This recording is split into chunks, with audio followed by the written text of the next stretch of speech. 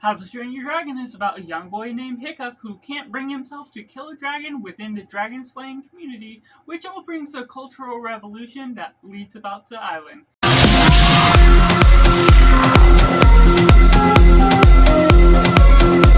Hello and welcome to Cinema, where we focus on the film. I'm Josh, this is Simply Cinema. Let me know down in the comments below what you thought of the live action How to Train Your Dragon. Was it good, was it bad, or somewhere right in the middle? Let me hear your thoughts on the original as well as the trilogy as a whole and how it compares to what we're getting out of this just as well. And taking it right in positive, there's a nature to this film that I really respect in aspects to where you're taking this film as a whole.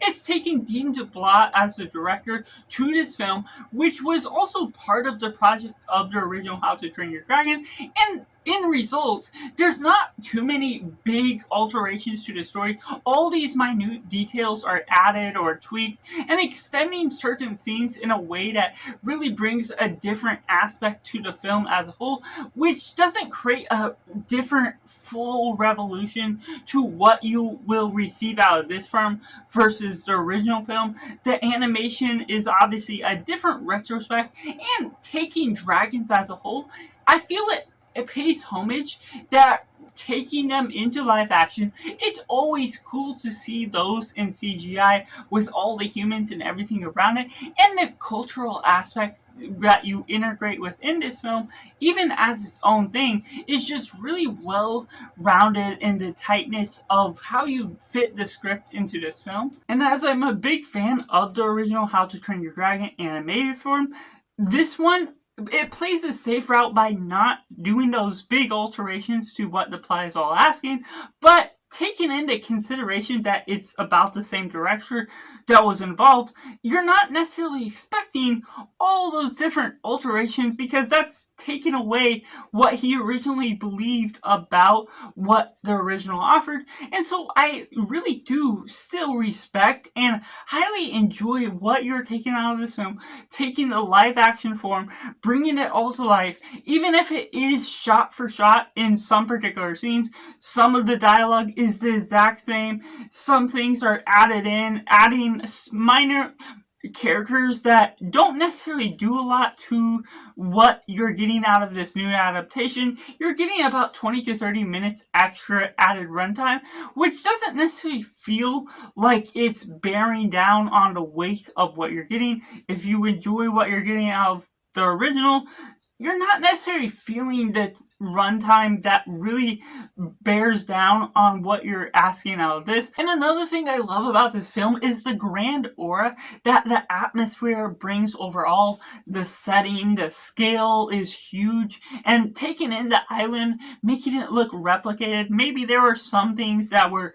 background designs I can't particularly tell myself, but the way they go about all of that still brings about some great flight sequences, flying the dragons, doing all those minute details, paying attention to the finer details of bringing exact details of the animated form into live action. That's just really impressive as a whole, despite this being necessarily like the same thing. You may be watching the original more than this still, but there's a grand atmosphere to this film that leading on to the final battle, all the things that are replicated as a whole is largely entertaining within the grand battle of the dragon, Toothless, all these multiple dragons that are brought to life, just making it feel surreal because it's real life for the CGI that they utilize, that really plays homage and a replication of the original that I absolutely love seeing in live action. And what we're getting out of the cast, Gerard Butler returns as stoic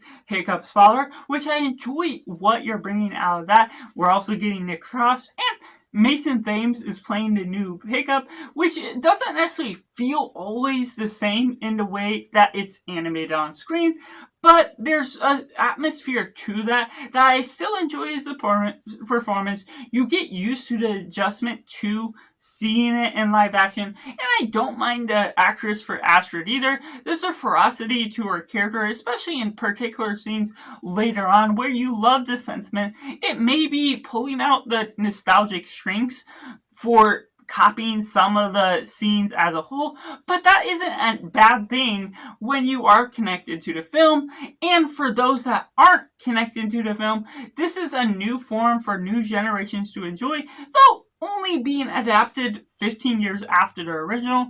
It's not necessarily feeling like there's a brand new audience to really see and observe this as their form of what they're enjoying, but the atmosphere, the grand scale, the replications of some set designs that you see in the original, what we get out of the dining hall, the different houses and everything. I love the cultural aspect that is really integrating within the island that really livens up what the animated film did. And while you're still taking some of the same ideas, some of the same setting, what you're taking doesn't necessarily feel necessary to be remade, and there's a clear sign that this is made just for the money.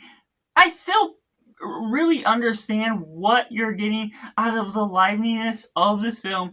Taking it to live action just really brings this to life in a whole new way that I loved revisiting on the main screen, the big screen, just me being a fan of the original. So for those that are a fan of the original, there's obviously may not be a new revolution, a new aspect that you love about this more than what we got of the original. Certain things that the live action film can't necessarily do in animated form because all the colors are muted. But that's where obviously you're expecting the same sort of atmosphere. So it still does pay respects to the original while creating its own atmosphere that I highly enjoy just the same. Which takes me into the mix elements. For those that want something ultimately different from the original, you can't really expect that out of it. So I don't expect big complaints out of what you're taking. I feel those that are harsh on this film are not necessarily expecting or wanting something that is what this film is meant to be. So those that are complaining about it too much are reading too much in between the lines, and the trailer properly advertised it to be what it is. Pretty much are similar replications of the original. Yes, there's added scene, there's added minor characters, and those minor characters don't necessarily pay a lot, even if they do add some minute details that are good for what you're adding to the film as a whole.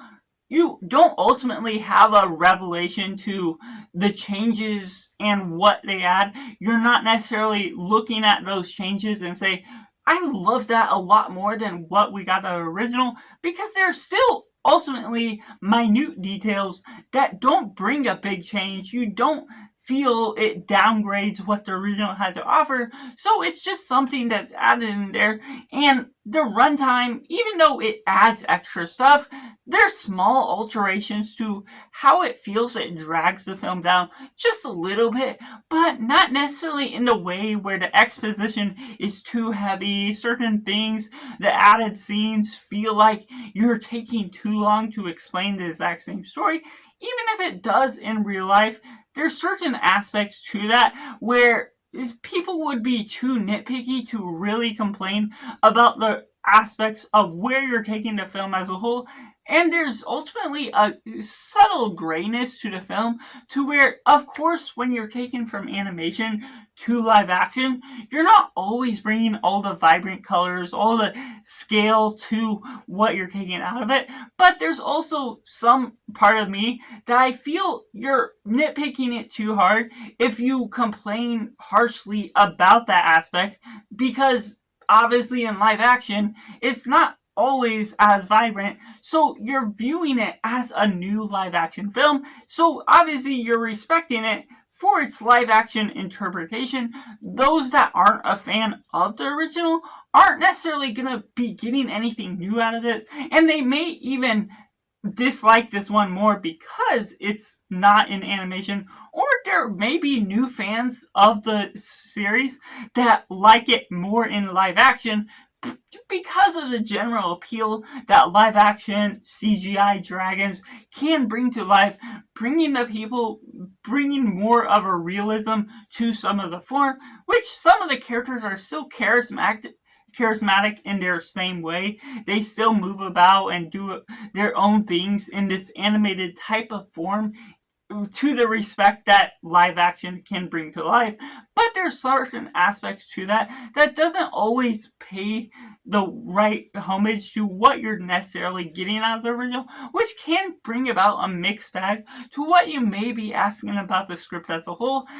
That even though I highly respect, I love all the certain aspects that are being brought into real life, but because it's not anything really new and it doesn't have the right taste or atmosphere that the exact original did bring in animated form, there's still something that, even while I really enjoy my experience, I really loved what we get out of this scene in live action in theaters once again, it still is held back by the fact that it is a copy and paste version, even though that's exactly what I expect out of it. Which takes me into the negatives. There's just minute details that I'm not a huge fan of. Some of the pacing of the film can feel either a little bit too rushed or a little bit too slow, just going back and forth between those little things somewhat in the beginning, how they produce the exposition, and leading on to a final battle that sort of extends itself really well,